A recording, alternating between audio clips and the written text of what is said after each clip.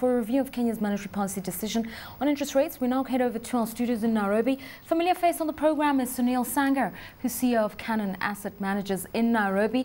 Sunil, I hope you're ready to receive me. Yes, I am. Okay, let's talk about what the MPC has decided. We're told that rates have been hiked to 7%. That's from 6.25%. Is this a bold enough move? Well, I think the first point I would like to make is that after a long time, the central bank and the monetary policy has really, MPC has clarified with respect to the role of monetary policy. And they've clearly said that this is going to be to control inflation and to rein inflationary expectations. I think since 2009, the role of monetary policy has been a bit muddled in Kenya. I think in 2009, it was required that the monetary policy support growth because of global factors. But very clearly, the monetary policy needs to control inflation and return to its traditional role. So I'm very happy that the central bank has come out very strongly and the MPC has come out with a very strong statement on this basis. But given that, I think the increase in rates by 75 basis points, in my view, is insufficient. Given how things have moved during the year, I think inflation has increased from about 4.5% to now standing at about 16.7%. The exchange rate has been taking a beating. In light of this, my view is that the central bank should have been bolder and should have gone for a much larger increase in the central bank rate. The central bank is caught between a rock and a hard place, many people would argue. We've got a situation where growth has been reforecast downwards. National output is not what was expected. A weakened shilling for a country that is a net importer of a lot of inputs into industrial activity. And they've got to measure these things out, because if they hike too steeply, it will also have a consequence for the cost of doing business and the cost of credit. Well, I think the cost of doing business in this country has clearly gone up considerably because of the impact of the exchange rate. And I think the MPC has acknowledged it today that the exchange rate has been driven not by speculative factors, which is what we were being told all this time, but really by a very sharp deterioration in the current account. In fact, the current account has deteriorated by or has increased by 70% in the 12 months to March 2011. So this is a massive increase in the current account deficit, and most likely the balance of payments, the capital account has also turned negative in the second quarter of the year. In light of this, clearly, I think there is a clear indication that interest rates need to be higher to protect the exchange rate and to bring some level of relief on the exchange rate front. It is a difficult economic situation, but if we look at what is happening across other economies in Africa, I think most of the countries have been witnessing a similar kind of scenario. And if we see the actions of central banks in other countries such as Ghana, in Nigeria, and in Uganda, we can see that the central banks have been much more aggressive with their increases in their guidance rates than the Central Bank of Kenya. I think the central bank needs to be bolder and increase rates even further than they have at this point. Sunil, you mentioned the volatile exchange rate, and that's really been the bugbear for quite a while now for the central bank. The exchange rate moving up from about 87 shillings a few months ago to 95 shillings, and we've seen it hit the lowest levels this week alone.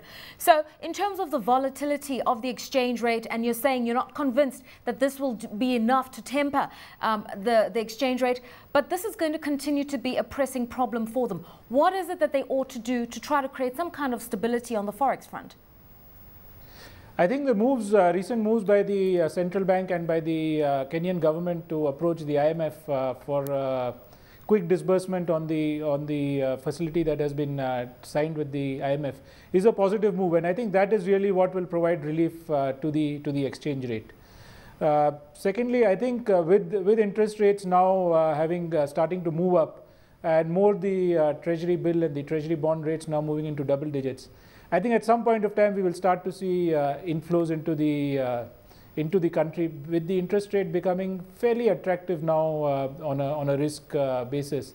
So I think it will take time. I think for some time we will continue to see weak exchange rate and and volatile exchange rates. But I think if the IMF facility does come through, and if we start to see some inflows on the bonds, on the treasury bonds from abroad, I think we'll start to see relief over the next 2 to 3 months on the exchange rate front. What does this MPR do for the interbank rates? Because those have really been fluctuating a lot. And I said MPR, I'm using a Nigerian term, the CBR. What is it going to do for the rates that we're seeing on the interbank market? Because right there is a very sensitive area in terms of stabilizing the money markets and getting credit flow.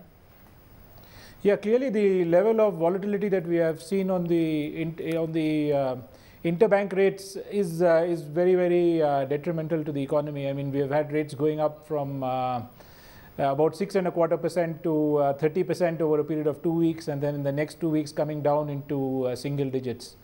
I think the central bank has said they will come out with more clear guidelines on the linkage between the central bank rate and their discount rate. So that should help in bringing some level of stability to the interest rates. In addition, the move by the central bank to allow banks to maintain their reserves on a monthly basis, I think has already had an impact in the last 15 days or so. And I think that's a positive move, and that will prevent the kind of volatility that we have seen in the interest rates. Final question, Sunil. Inflation is obviously something that's very deep in the conscience of the MPC members. Their inflationary outlook, because we get a lot of different views. Others are saying inflation at 16.7% is a temporal problem. It has a lot to do with international food and fuel prices. It will mitigate in the second half of the year. Others are saying Kenya continues to face these risks from international forces, but even more so as you go into an election year, there's going to be a lot of heightened spending going forward. What's your view? Well, clearly the initial move on the inflation has come from the movement in food and fuel prices.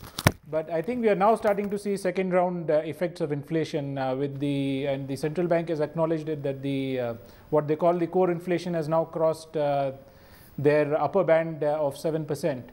So in this kind of situation, I think the pressures on the food and fuel front will start to abate now, and that is also what the central bank is saying. Clearly, food supply will get better with the rains that we have been seeing and the rains that are forecast. Fuel prices for now seem to have stabilized, though they aren't coming down. So I think those pressures will abate, but the secondary round effects is what we have to be very cautious about. And I think that's why the central bank needs to adopt a much more aggressive stance on the monetary policy to prevent the second round effects now pushing the inflation up towards 20%.